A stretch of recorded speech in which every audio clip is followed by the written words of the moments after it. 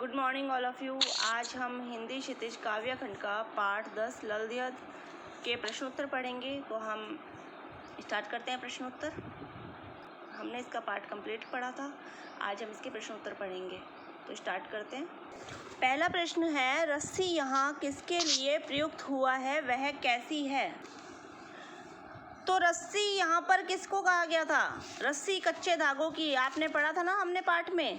तो रस्सी यहाँ पे सांसों को कहा गया था। ठीक है, सांसों को, जो आत्मा होती है ना हमारी, सांस, हमारे शरीर में जो सांसें चलती है उसे कहा गया था। ठीक है, जो कच्चे धागे की बनी होती है। तो हम क्या लिखेंगे? रस्सी यहाँ प्राणों को कहा गया था या सांसों को कहा गया था जो कच्चे धागे की बनी है। प्रश्न नंबर 2, कवयित्री द्वारा मुक्ति के लिए किए जाने वाले प्रयास क्यों व्यर्थ हो रहे हैं?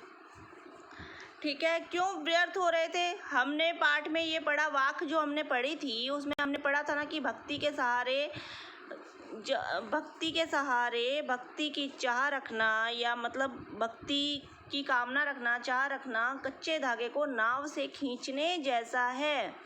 ठीक है, मिट्टी के कच्चे जब सकोरे होते हैं उन पे अगर पानी पड़ जाए, क्योंकि वो मिट्टी के बने होते हैं, तो क्या होता है, वे नष्ट हो जाते हैं। इस प्रकार उसका मुक्ति का प्रयास भी व्यर्थ सिद्ध हो रहा है। तो हम क्या लिखेंगे? कवयित्री को लगता है कि कोरी भक्ति के सहारे भक्ति की चाह रखना कच्चे धागे से नाव खींचने जैसा है, जैसे मिट्टी के कच्चे गीले सकोरों पर, क्योंकि मिट्टी के जो सकोरे होते हैं ना उन पर अगर पानी पड़ जाता है, मिट्टी के सकोरे क्या होते हैं, घड़े, छोटे घड़े, तो मिट्टी के घड़ों पे अगर पानी पड़ जाएगा, जो सकोरे होते हैं छोटे छोटे, उन पे पानी गिर जाएगा तो क्या होगा, वो नष्ट हो जाएंगे, समाप्त हो जाएंगे। इसी प्रकार उसकी मुक्ति के प्रयास भी व्यर्थ सिद्ध हो रहे थे। ठीक है, हो रहे हैं। तो ये हमने प्रश्न नंबर 2 किया। प्रश्न नंबर 3, कवयित्री का घर जाने की चाह से क्या तात्पर्य है?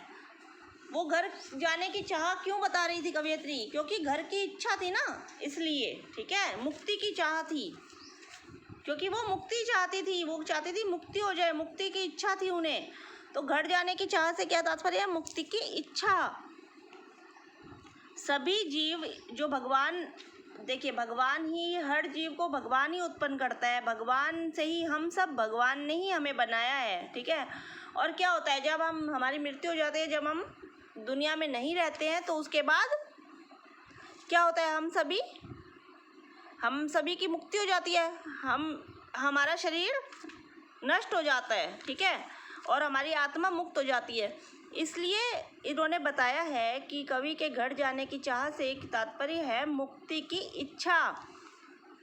सभी जीव ईश्वर से उत्पन्न हुए हैं, या सभी जीवों को ईश्वर ने ही उत्पन्न किया है, अंत में उसी में मिल जाते हैं, इसलिए वही घर है, उसे पाने की चाह ही घर जाने की चाह है।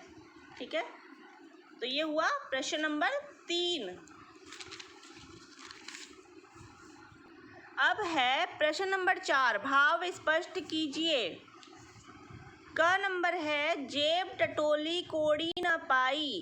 ठीक है, इसका आशय बताना है, इसका भाव हमें स्पष्ट करना है। जो हमने पढ़ा था ना वही है ये।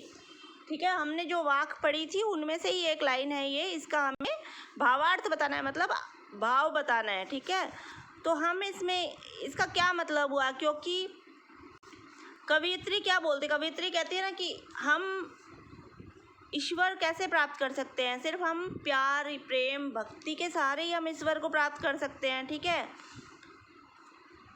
ईश्वर तक हम तभी पहुंच सकते हैं जब हम ईश्वर की भक्ति करें। ठीक है, और सिर्फ ज्ञान और योग करके हम ईश्वर तक नहीं पहुंच सकते। ठीक है, जो हम अगर योग करते हैं, योग की साधना करते हैं, उससे हम ईश्वर तक नहीं पहुंच सकते। तो हम इसमें क्या लिखेंगे? कवयित्री के अनुसार ईश्वर प्राप्ति के लिए प्रेम और भक्ति के सहारे ईश्वर तक पहुंचा जा सकता है, केवल ज्ञान और योग से नहीं। वह कहती है, हठ योग की साधना करते हुए ईश्वर की प्राप्ति नहीं होती, साधक ईड़ा, सुषुम्ना और पिंगला, ये तीनों क्या होता है? ईड़ा, सुषुम्ना और पिंडला क्या है? ये नाड़ियां हैं, ठीक है। तो इन नाड़ियों के चक्कर में ही रह जाता है। जब योग करते हैं तो क्या होता है? योग साधना से हम इन तीनों नाड़ियों को कंट्रोल में करते हैं, हमारा शरीर इससे कंट्रोल हो जाता है। तो ये बता रहे हैं कि इनसे सिर्फ नाड़ियों के चक्कर में रह जाता है और मृत्यु निकट आ जाती है, ठीक है। मृत्यु जब निकट आ जाएगी तो क्या होता है? कुछ नहीं बचता। तब लगता है उतराई देने के लिए भी गांठ में कुछ नहीं है, मतलब हमारे पास कुछ भी नहीं है, कोड़ी तक नहीं है। तो इसका मतलब ये है, ठीक है। प्रश्न नंबर 4 का ख है, खा खाकर कुछ पाएगा नहीं, न खाकर बनेगा अहंकारी। तो इसका भावार्थ हमें समझाना है। तो भावार्थ क्या होगा इसका?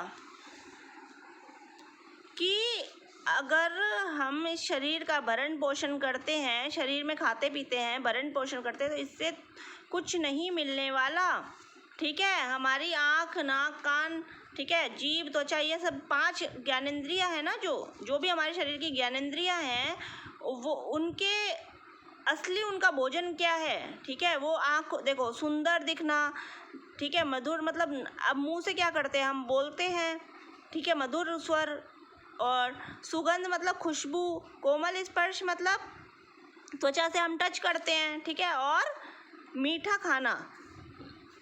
अब इसमें ये बताया है कि इनका उपयोग करने से, खाने पीने से या शरीर का भरण पोषण करने से ही तृप्ति नहीं होती, भूख और बढ़ती जाती है। असली ईश्वर की प्राप्ति इनसे नहीं हो सकती। ईश्वर की प्राप्ति के लिए भक्ति जरूरी है। अहंकार ऐसा दुर्गुण है, अहंकार कभी नहीं रखना चाहिए, क्योंकि अहंकार जो इंसान रखता है, जो व्यक्ति रखता है, उससे हमें भगवान कभी नहीं मिलता, हम भगवान तक नहीं पहुंच पाते। इसलिए हमें सबके लिए समान भाव रखना चाहिए, ठीक है। तो हम क्या लिखेंगे इसमें? इस शरीर का भरण पोषण करने से तुझे कुछ नहीं मिलने वाला। आँख, कान, नाक, त्वचा, जीभ सभी ज्ञानेंद्रियां हैं। इनके भोजन है क्रमश सुंदर दृश्य, मधुर स्वर, सुगंध, कोमल स्पर्श और मीठा खाना। इन्हें विषम भी कहते हैं। विषमों का उपभोग करने से तृप्ति नहीं होती, भूख और बढ़ती जाती है। इसलिए भोगों के लिए तुझे कोई आध्यात्मिक लाभ या ईश्वर की प्राप्ति नहीं हो सकती। बताया ना मैंने, अभी ईश्वर नहीं मिल सकता। सिर्फ भोग करके किसी चीज़ का ईश्वर नहीं प्राप्त हो सकता। ईश्वर के लिए भक्ति करनी पड़ती है। और न खाकर से तात्पर्य है सभी विषमों से छुटकारा, अर्थात योग के द्वारा इंद्रियों को नियंत्रण में कर लेना। ऐसी साधना से तेरे भीतर के द्वारा अहंकार पैदा हो जाएगा कि मैं इतना बड़ा साधक हूँ। जब किसी व्यक्ति में अहंकार पैदा हो जाता है तो वो अपने आप को सबसे बड़ा समझता है, वो सोचता है मेरे से ज़्यादा कोई नहीं है, ठीक है। इसलिए समान भाव रखना जरूरी है, इसमें यही बताया है।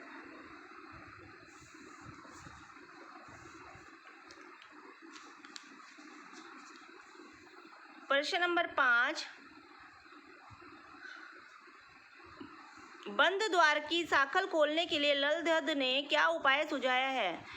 इन्होंने बोला है बंद द्वार की सांकल खोलना, यानी जो मुक्ति होती है, मुक्ति का जो बंद द्वार है, मुक्ति के लिए ईश्वर की प्राप्ति, उनका खुलना तभी संभव होता है, तभी हम वो द्वार तभी खुल सकता है जब जो साधक होता है, जो व्यक्ति होता है, वो इंद्रियों के कंट्रोल में ना रहे, ठीक है। इंद्रियां उसको कंट्रोल ना करे, मतलब अपने कंट्रोल में रहना चाहिए खुद, और अहंकार से दूर रहना चाहिए, तभी उसकी मुक्ति संभव है। तो इसमें क्या बताया है? ललध्यद ने कहा है कि ईश्वर की प्राप्ति के लिए मुक्ति का द्वार बंद है, तभी उसका खुलना तभी संभव है जब साधक ना तो सदा इंद्रियों के सेवन में रहे और ना इंद्रियों को पूर्ण निग्रह कर ले। उसे समान भाव वाला होना चाहिए, मतलब समान भाव रखना चाहिए, ना ज़्यादा इंद्रियों के कंट्रोल में आना चाहिए, ना इंद्रियों को पूर्ण निग्रह कर लेना चाहिए। अर्थात इंद्रियां भोग करते हुए भी उनके वश में नहीं होना चाहिए और अहंकार से दूर होना चाहिए, तभी उसकी मुक्ति संभव है। प्रश्न नंबर 6 है, ईश्वर प्राप्ति के लिए बहुत से साधक हठ योग जैसी कठिन साधना करते हैं, उससे लक्ष्य प्राप्ति नहीं हो सकती। ये प्रश्न क्रॉस कर लो, ये प्रश्न नहीं करना है, ठीक है, 6 नंबर नहीं करना। 7 नंबर, ज्ञानी से कवयित्री का क्या तात्पर्य है? ज्ञानी से कवयित्री क्या कहती है? कवयित्री कहती है कि जो हिंदू मुसलमान होते हैं, ठीक है, उसमें भेदभाव को, ज्ञानी जो व्यक्ति होता है ना, वो हिंदू मुसलमान में कोई भेदभाव नहीं करता, ऊंच नीच में भेदभाव नहीं करता और खुद को पहचानता है। तो इसका उत्तर क्या लिखेंगे? ज्ञानी से कवयित्री का तात्पर्य है हिंदू मुसलमान का भेदभाव न मानने वाला और अपने आप को पहचानने वाला साधक या व्यक्ति। ठीक है, इससे ही कवयित्री का आशय है।